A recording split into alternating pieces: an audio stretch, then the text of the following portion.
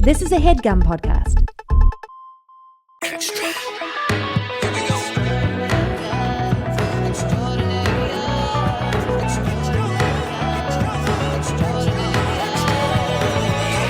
All right, well, we're very excited to share this conversation we had with a gentleman named Friedi Kühne. He is a German slackliner that is similar to a tightrope, but it's not tight. It has slack, and that's something we're going to talk to him about. He holds many records, but one of his more recent and most impressive and arguably crazy is that he walked a slackline successfully that was suspended between two hot air balloons that were over 8,000 feet in the air. And that is the highest slackline that has ever been successfully accomplished or traversed.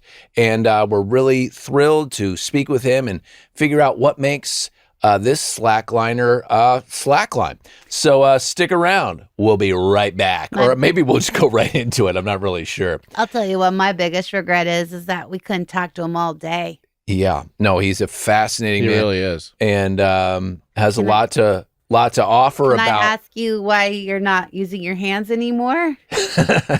I regretted it from the beginning. Was I doing this? Oh, there was this. I mean, it was like almost sign language. You should for those really that can't think about see, it. we're putting a picture of a slackline with our hands. But Here not just every syllable is being like, it's beautiful. They can hear it, and they're about to hear our conversation with Friedi right now. Where are you calling from now? I'm at home in my living room in Germany, in just south of Munich. It's in Bavaria, the southern part of Germany. Oh, nice. Yes. So Kristen and I watched your video this morning of you walking across. It was the one in Australia. They watched it without me. Yeah, pretty much. That's a pattern. But we were sweating watching the video. Yeah, our Friedi. palms were sweating. Wait, in Australia? Is that Australia or Austria? Austria. It was across. It was across two mountains. Yeah, I think there's more Well, mountains. that doesn't specify it enough. That's true. Across two mountains. Well, we also saw could still be it everywhere. was very high. So this is Friedi Kühne, Still, right? This is Friedi. Are we saying your name correctly, Friedi Kühne? Yeah, Friedi Kühne. Kühne. Kühne, yeah, that's kind of, it's a U with two dots on it. It's the German umlaut U. Yes. Yes. Yes. So should we explain your feat and then you tell us what we're getting wrong? Does that feel appropriate? Yeah. Because it's slackline, correct? Yes. And Slackline. do you want to? What's the difference between slackline and like walking a tightrope? Slackline is stretchy and bouncy because it's a different material. Terrifying. Okay. It's nylon or polyester, kind of the same material that ropes are made of. So when you walk on a slackline, it's always very kind of a very fluent motion. The slackline is always kind of moving and shaking, and thus the person walking on it also has to move. So when you balance on a slackline, it's kind of a more dynamic form of balance. Whereas on a traditional tightrope, you'd be balancing in a static way, like trying to be as calm as possible. Whereas on the slackline, you just have to constantly move with the line because it's so stretchy. Okay. Oh, I have a question. Please. Is it for me or for him? For Friedi. Okay. But for you, I was like, how was your breakfast? It was good. It was good. How was your breakfast today, Friedi? Well, it's night. Well, I don't splendid. care. What'd you eat? It is evening. For breakfast, what'd you have?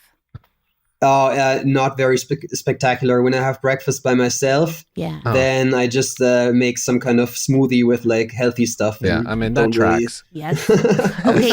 When you're on the slack line and you can feel your balance going, or any line. Yeah. And we also saw you going across the mountains without any. Yeah, we don't know what mountains they were, but it was terrifying. Without any harness, but we'll get to that. When you feel it, obviously you're not panicking, but what are you thinking when you feel your balance going wrong?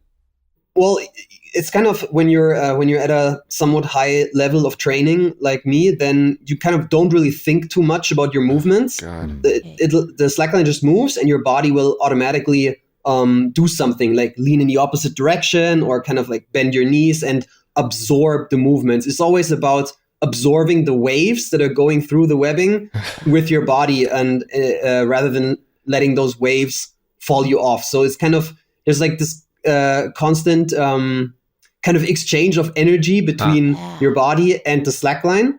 And you always have to kind of absorb the energy that's going through the slackline, rather than being stiff and thus allowing the waves to throw you off to the side. Yeah. I'm having a panic attack just listening. I'm not consciously thinking about that. Yeah. I'm just doing it because I've trained it so long. I only think in my head. I'm only thinking like, okay, look forward, take the next step.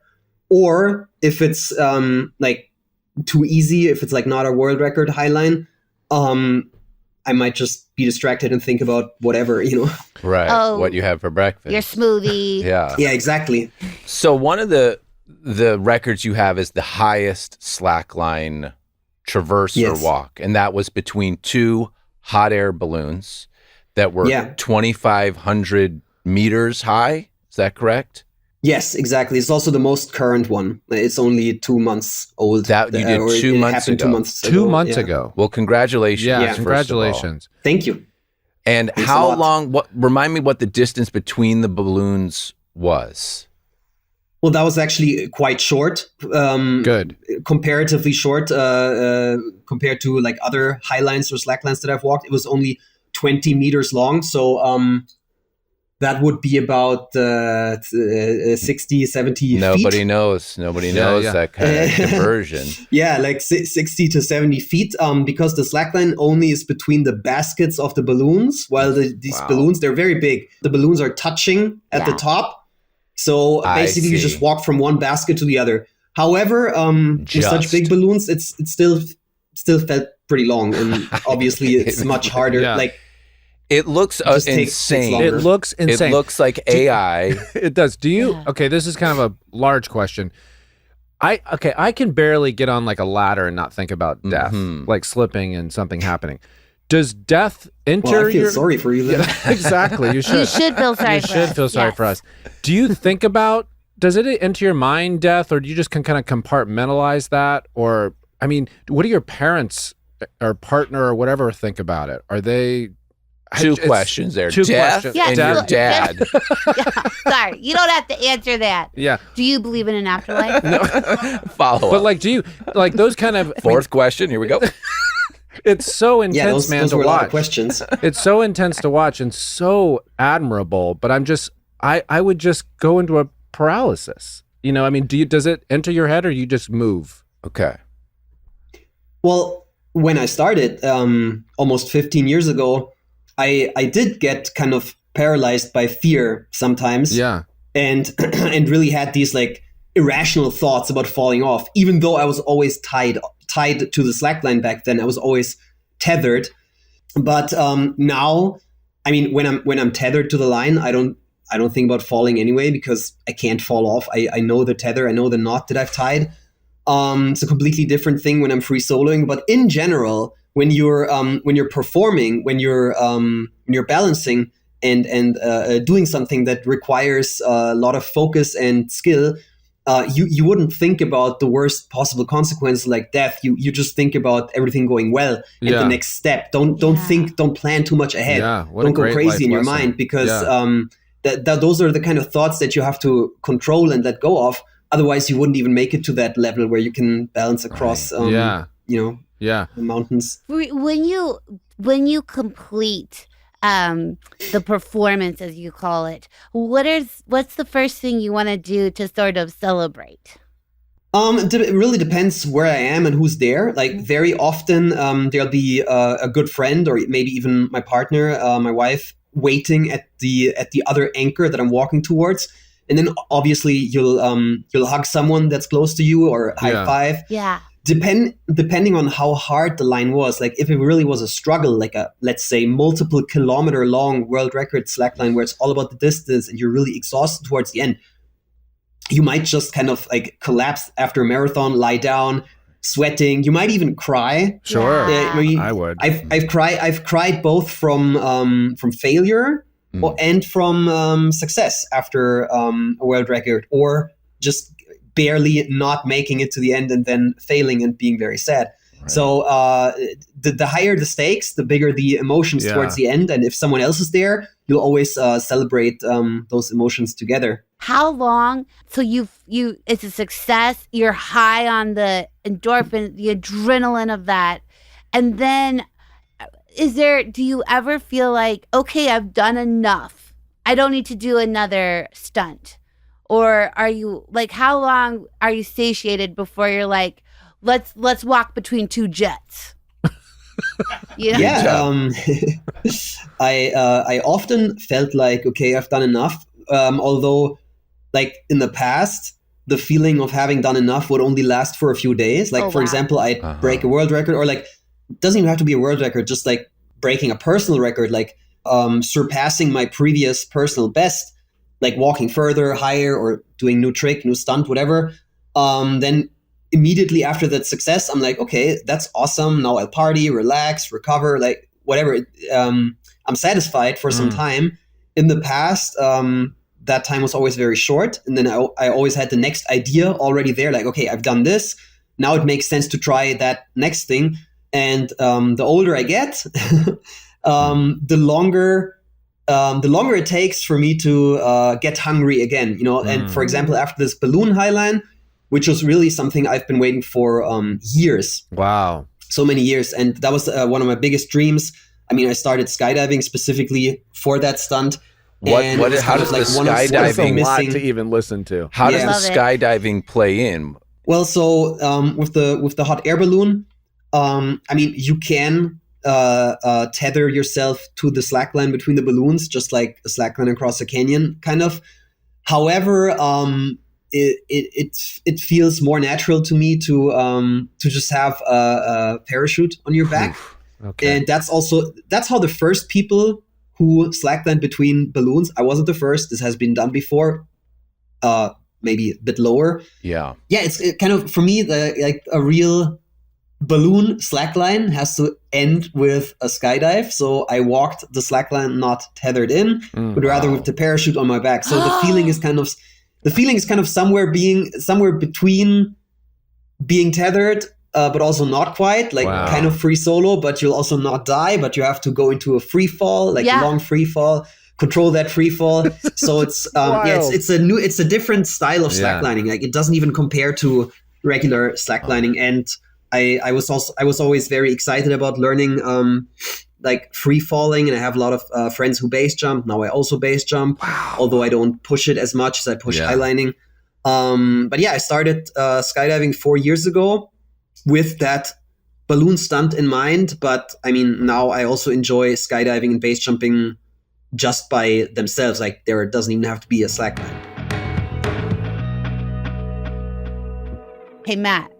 Yeah, Kristen. You know it doesn't belong in your epic summer plans? Barbecues? No, getting burned by your old wireless bill. Oh, yeah. That's the truth. Hey, I mean, if you're planning beach trips or barbecues, which do belong in your summer plans and your 3-day weekends. 3-day weekends. Your wireless bill should be the last thing holding you back, guys. That's why I made the switch to Mint Mobile. And wait, I'm pretty sure you should too. Matt, you did? You switched? Did I not tell you that? Wow. I mean, I was thinking about it with plans starting at $15 a month. I mean, Mint Mobile gives you premium wireless service on the nation's largest 5G network. The coverage and speed you're used to, but way less money. Yeah, Mint Mobile.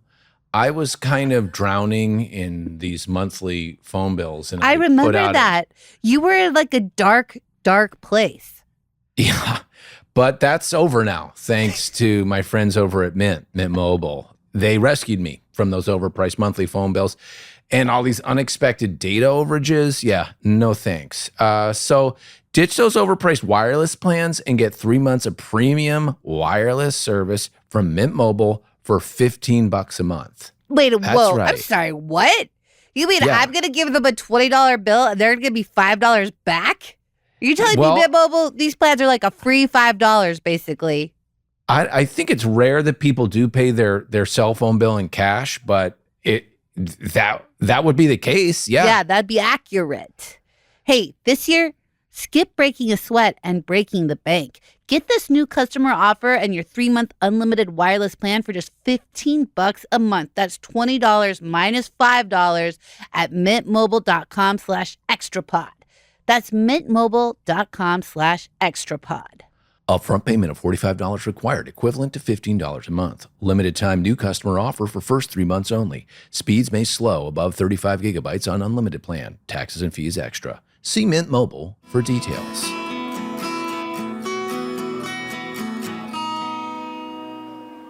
Can we go back to that free soloing? So Yes. this is without a tether, anything attached, right? Yeah. How do you prepare for something like that? Or do you even prepare for something? I mean, obviously you have to. Yeah. But there's also like logistics of how the one I saw on YouTube, you're climbing on a mountain. I mean, obviously somewhere. Maybe in Australia. Maybe in we Australia. Don't know. Maybe Nobody Australia. knows. But to get the rope If you tell me more about the video, like then I can tell you We're what the sponsored place by was. Australia. We're sponsored by So, Australia, so we have to just mention kidding. it. But you're climbing on the rock, and I think about like, how did you get the rope on the other side? And then, I mean, do you have a whole team around you that is helping you lock these things in? Yeah. Even though on a slackline you will typically only see one person walking at a time, you might get the impression that it's kind of a solo sport, but it's not. Especially highlining, and especially like alpine highlining in the mountains or even like in a city. You need a team to set up this slackline, and it's also it's safer that way, to check each other. Yeah, and it's also more fun with your best friends around and pushing each other. So like if the distance is short, we'll just throw it across. If the distance is somewhat longer, we might just put a fishing line on a drone and then fly the line with the drone across, and then like reel the slackline in on the fishing line, or like if it's a huge gap between two giant mountain peaks, we might even fly a rope across with a helicopter chopper, or we might just climb and like lay out the rope through the whole terrain. Right. I mean, I have some friends who once even put a little line on a trained falcon, like a bird, and then the bird flew the line across, and they rewarded the bird on the other side. Like it's a very creative thing, and setting up new slacklines across new gaps in like new airspace is always kind of a puzzle that has to be solved, and it's part of the fun. It's not just walking that's fun. Philippe Petit shot an arrow across the Twin Towers. Yeah, definitely. Yeah, probably with a crossbow. Yeah, I think it was a crossbow. Yeah. You ever do a crossbow? Not for slackling, but I've recently shot a crossbow for fun. It's great fun. Yeah, wow. How can you talk about how your wife kind of handles all of this? If you don't mind me asking. And like, are there people? You do not have to answer that. Are there people in your life who are upset that you're doing this, and how do you? Because I bet for the most part they're proud. I'm sure they're proud. Yes, you're definitely. Like a but also action scared. hero in real life. So my wife, I met her through slacklining. She's a slackliner. There we go. And a rock climber herself. She actually climbs even harder than I do. Like my wife's very enthusiastic. And I mean, we wouldn't have gotten married. We wouldn't even have fallen in love if we didn't have somewhat the same passion. That doesn't mean that she solos herself. Also doesn't mean that she enjoys watching me walk a line without a tether. However, she accepts it and trusts me. And, most of my friends also have kind of accepted my crazy passions, and some of them think it's awesome. My mother doesn't. My mother is glad that I like sports, but for her, like, she'd be a lot happier if I didn't free solo, and same goes for some other relatives of mine, like for example my grandma, and free solo is very controversial. However, slacklining in general, like when you're tethered in and like going outside, meeting these awesome people, setting something up, like working on this kind of big project together, I've only gotten like positive feedback from my family about that. Right. It's really inspiring, man. Yeah, I would say that I can see why the free solo is controversial, but there is something so powerful to watch you succeed, knowing that you had nothing as backup. Like it is. I see why you want to do it more and more. Mm-hmm. Yeah. It's the purest and cleanest and kind of the ultimate form of balancing. It's kind of the highest discipline. Although typically when we're not tethered in, we won't balance as far. Like you won't push yourself to the limit of balance. You won't do crazy tricks. You're just focusing on walking perfectly. Yeah. But that's the original feeling, and it's obviously it's an adrenaline rush, but it's also very just a very strong kind of even primal feeling when you're really, really holding your own life in your hands, and you're not depending on ropes or harnesses. You're really just depending on your own skill and your awareness, and that's a crazy feeling where when you succeed after a walk like that, you really feel stronger and freer, like more free than ever before. Yeah, it's like you. Sorry, it's addictive. It's addictive. I was gonna say, but also it's like I would say when if I'd get to the other side, I would feel like proud of my brain because my brain did exactly what it was supposed to do, which is stay focused. And I think like getting your brain to work like that is something that I don't think that's athletic more than running a marathon. That is huge. Do you meditate right before you take your first step? Yeah, free soloing. You're right. It's not that much. It's more mental than physical. Yeah. The challenge. So it's all about keeping a strong mind, which will just tell the body where to go. And your body might even start shaking from fear. But if the mind is strong, the body will follow. And to prepare myself for such a mental challenge, I do sometimes meditate. Not as much as I would like to. I really should do it more. But before a challenging solo walk, like before my free solo world records that I broke a couple years ago, I really actually sat down at the anchor and meditated, where it was kind of like just calming myself down, but also visualizing, like kind of seeing myself walk perfectly with closed eyes, like just closing my eyes and picturing myself walking perfectly without shaking, without fear. Oh, wow. That's kind of the mental preparation. But also you need a lot of physical preparation. Like you have to balance a lot to warm up, to really like feel your body, feel the line. And so typically before taking the leash off, you'd walk back and forth multiple times wearing a harness to really get in the zone. Mm-hmm. Then maybe take the harness off, meditate for 5 to 10 minutes, really like center yourself, and then do the final walk without the leash. It's not something you would just like randomly do with little preparation, for fun, spontaneously. It's really a big moment every time it happens. So is that a huge part of it, as you envision yourself walking across it before you start? That's kind of a part of the prep? And, yeah. Visualizing is a big thing. Not just with walking, also when we do like tricks on a slackline, we do kind of, it's called freestyle hiding, where we do some kind of acrobatics and dynamic movements with the line, around the line. You really have to visualize a lot. Kind of break the movements down in your mind, and yeah. Wow. Is there a community of slackliners that you kind of have connected to around the world, that you guys get together and just swap stories? Just a bar you walk into, and it's just all I don't think these guys drink. Yeah, exactly. I bet you don't drink.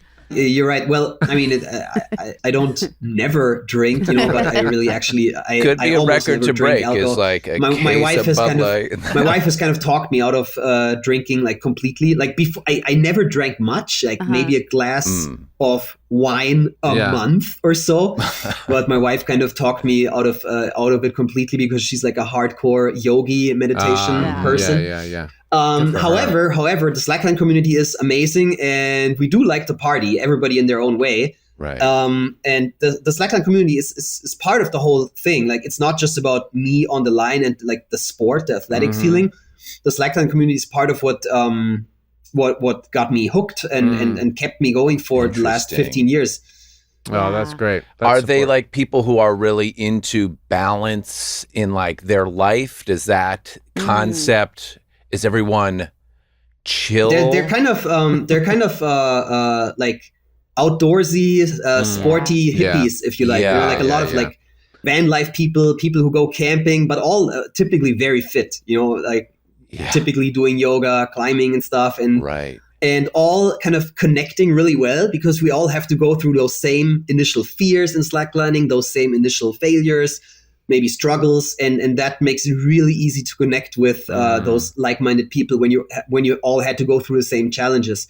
Makes it really easy to connect, and then they're like nobody's really shy anymore if you have to like face your fears together. Right. And this is like the slackline community and the things the international slackline community, the people that I've connected with all across the globe. That's a big part of the book that I've written. I've written a book about my biggest slackline adventures.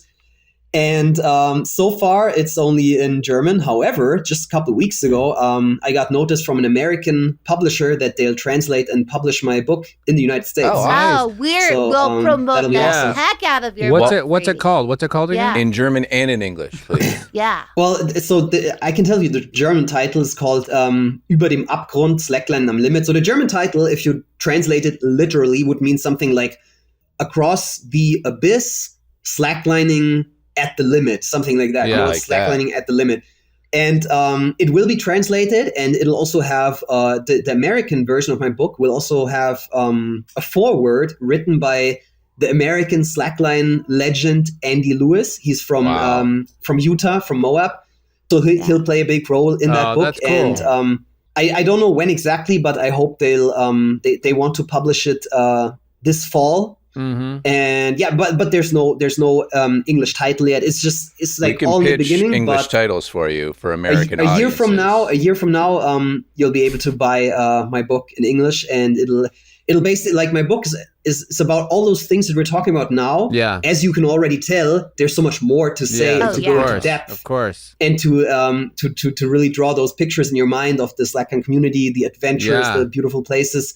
That's all my book, basically. That's so great, man. Well, thank you so much for joining us. I mean, you're really so inspiring and terrifying at the same time. Thank you for your time. And I just want to say that's what makes it fun, that it's also terrifying. It makes it that much more enjoyable once you overcome that fear. Oh. Please be careful. Please be careful. And I think you've done enough. I think you can. No. I want you to keep going. I'm already slowing down. I'm 35 now. I'm not soloing as much as I did 5 years ago. I mean, I did take the time to write a book, which means I'm not practicing every day. I'm not pushing myself every day. That's okay. I'm enjoying. That is okay. I'm enjoying watching the next generation too. Yeah, good. Will you come back and talk to us again when your book is out over here? Yeah, I'd love to do that. I have sure. so much fun talking to you. I could talk to you for so long. You're incredible. Yeah. I hope your show will have exploded in a year from now. So do we. Yeah, so many viewers. All right. Well, thank you, sir. Thank you so much. You're very welcome. Okay. You guys be safe too. Okay, thank you. I appreciate that. Matt. Hi. What the heck? That was so incredible. What an amazing individual who's now in our lives, you know? Friedi Kühne and I are going to sit on the floor and of a hot air balloon. Oh no! Have you? I've never been in a hot air balloon. Have you ever done that? Well, one time on the farm, where I grew up in Colorado, a hot air balloon had to do an emergency landing in the cow pasture. Is that true? Yes, it was so exciting. Wow. And I ran out there, and maybe I dreamed this, but I got in the basket. And then I got to just float over the barbed wired fence, and then I got out. Is this the plot of Wizard of Oz, or this is really how old were you when this happened? I don't know, probably 9 or 10 or whatever. And I was there my whole life, pretty much, that farm. And no warning, just all of a sudden you see a balloon descending getting closer. Stuff's coming down. Oh God, are they okay? Everybody Mom, run Pa. out there. And what's funny is that we had a dog named Keiki who was terrified of hot air balloons and would hide. And there was lots of hot air balloons in Colorado. It's just a hot air ballooning type state. So Keiki was traumatized all the time. And we even had a turkey when it was like Thanksgiving and it was wrapped in plastic on the table. And Keiki thought that was like a hot air balloon and hid from that. I mean, are you sure that's what was going through Keiki's head with the turkey? Maybe it was, I guess. I mean, if I were a dog and I saw a turkey, I wouldn't hide from it, right? I mean, Yeah. that's a Big mistake, Keiki. Yeah. I'm very taken with that. That never happened to me. Yeah. And so who was in Where'd you grow in up? the suburbs of New York? Oh my So- God, like that guy from Catcher in the Rye. Holden Caulfield. Was he Well, no, he was like in this. He was in the big city. Oh, he wasn't was like Squid and the Whaling it, basically. I think so. It was a long time ago. But who was in the balloon? People who didn't have their shit together, obviously. Yeah. I mean, like, figure it out, Wow. guys. This is not a landing area. And they were like, "Hop in, little Yeah, girl. hop in, guys. Yeah, and I hopped in. Hop into this broken hot air balloon." Yeah. Sure. Yeah. That was a good memory, actually. I have lots of strange memories from what went on in the pasture. But that one made me smile. But from what you've told me in the past, it wasn't like you call it a farm, but were you like selling cattle or like Yeah. what? Oh, you were? Yeah. Well, so we would take the cows, we would get female cows, and then we would rent a bull, and then they would have All right, impregnate that image of a bull impregnating a cow, a heifer, whatever, have you seen that procreation act? I don't think I have. Tell me everything. Let's just say that it's like a red ribbon comes out of the penis. Oh, no. and makes its Oh, way. no. Yes. I What do saw you that mean? from my bedroom window A when I red was a ribbon? kid. That's what it looks like. Oh, That's what it no. looks like. Anyways, and so then they'd have babies, and then when the babies were mature, we would sell the whole lot to the slaughterhouse. And there they would eat like delicious corn, and that's like the meat that you're used to eating. They finish them with corn. Yes. Right? Yes. Because it costs a lot to, so you don't want to feed the cow that the whole life. And then and then at the end, they eat really well. And the meat Wow. is sweeter. I don't know. This is a really uncomfortable position to put me in because I'm with a vegan over here. It's not your problem. I'm with a vegan. But that was how I got to college, Kevin. Okay? On the I know. backs That's really of nice. bulls. I named all the cows too. That was the tough part. All right. They were my friends. Anyways, Oh. but that was such an incredible interview with Friedi. I'm glad he took the Yeah. time. He is so talented and athletic and driven and not scared of losing his life. Or Yeah. maybe he is. I hope he is. I mean, I think it was the craziest thing is that he decided for the hot air balloon record Yeah. that he's like, well, I could have tied myself in to the slack line, but I thought basically wearing a parachute would be cooler. So that's what he did. Yeah, and he's not wrong. Also more fun. You know, I'd rather parachute down than be like almost. Yeah, because then what do? Then the two balloons I just gotta have to lift you up, and you're like this. It's like so not graceful. Yeah, those harnesses hurt too. Have you been harnessed on the job? I don't know if I've been harnessed on the job, but I've been harnessed, on the street. What? What do you mean? I don't. At rock climbing things Oh, or that's whatever. not on the street, Matt. That's in an institution. Well, not in a professional capacity. I don't think I've been harnessed. You've been harnessed, I guess? Absolutely. A few times I have been harnessed, and I have been floated like 250 feet up in the air. 250 feet up in the air? That's a lot, isn't it? Maybe less. Yeah. That's actually the height of Niagara's Horseshoe Falls. Less than that. I did it for What We Do in the Shadows, and I did it for The Vampire's Assistant. I played a character named Greta who had big teeth, and the camera like pans into the fairgrounds, and I'm like holding on to a flagpole with my teeth. So I had to take these prosthetic teeth and hold on to a flagpole while my rest of my body had to be like sideways, like 500 feet up in the air. And I don't know feet. a million meters. Feet. And it was fun, but for that one, I was really clamping onto that pole through prosthetic teeth.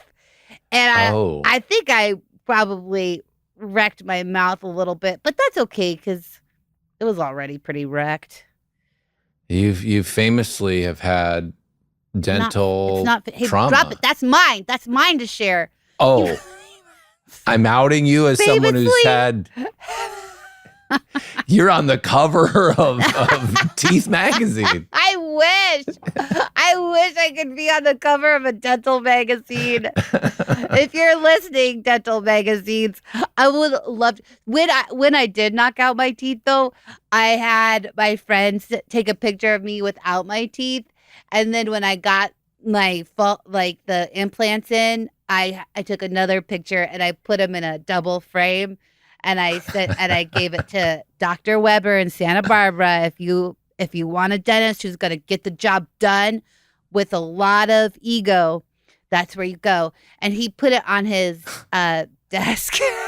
So anyone that goes into Santa Barbara Dental Smiles or whatever it is, they'll see me toothless and tooth filled.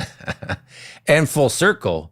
Because that dentist is a base jumper, just like Frida is. Yes, he is a base jumper. Oh, I know all about it. In fact, when he was doing my teeth, and I'm sorry if we talked about this before, but he was like going to Argentina.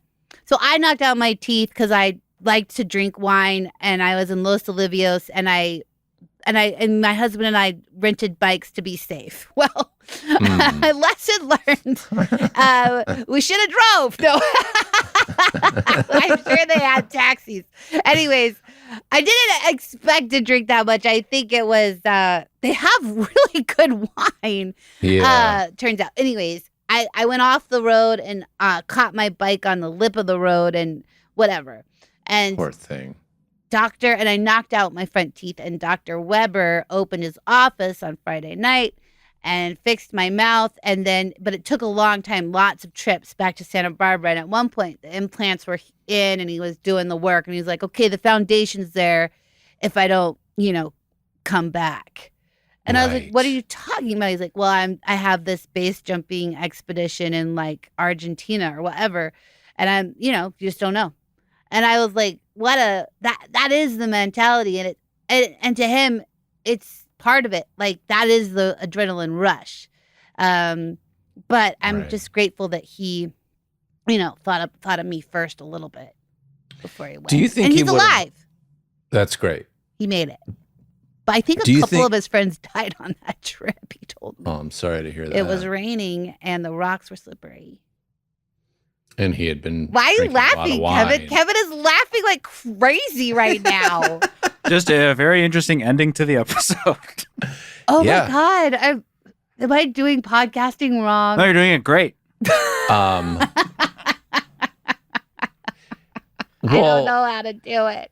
Do you think the dentist would have opened his door for you after hours if you didn't have the profile you have? It was just. He didn't know who it was. My husband was calling. Rich was on the phone. Like, I got a wife without teeth. No, I don't think he knew who I was. But that was before like Flight of the. That was before. It was actually 2 months before I filmed the pilot for Last Man on Earth. Oh. So I don't think he knew who I was. He was best friends with Chris Kattan, though. Oh, wow. I'm sorry, Dr. Weber. Am I giving too much away? Everybody should be going to his office unless I need to get in there for stuff. And nobody, except for Friedi Kühne, should be slacklining between two hot air balloons. Well, now that you put that out there, I bet you Dr. Weber will. Yeah. Turn it off now, Doc. Yeah, thanks for listening. Yeah. And where's Tony? Where's Tony? Yeah, that's true. That hasn't come up. Tony got stuck on an airplane. Incident. I don't know what he does. We don't need him to have fun. No, I know, but I just want, if the listeners are missing him, he wants to be here. Yeah. I guess. But he's not. But you are, and we are, and thanks so much. And Kristen, if people want to find out more about you, where do they? Oh, come on. I think if they want to find out more about Frieda's next events, please go to our website and we'll connect you with his Instagram. Great. He's doing. And keep in mind, we don't have a website, but keep looking through it. No, I think we're on the Headgum website, aren't we, Kevin? Yep. Mm-hmm. If you keep scrolling on the Headgum, just keep scrolling. We're down at the bottom somewhere. And I'm just going to try to wrap it up one last time. Okay, I did wrap it up. You did? Yep. Thanks for listening. Perfect.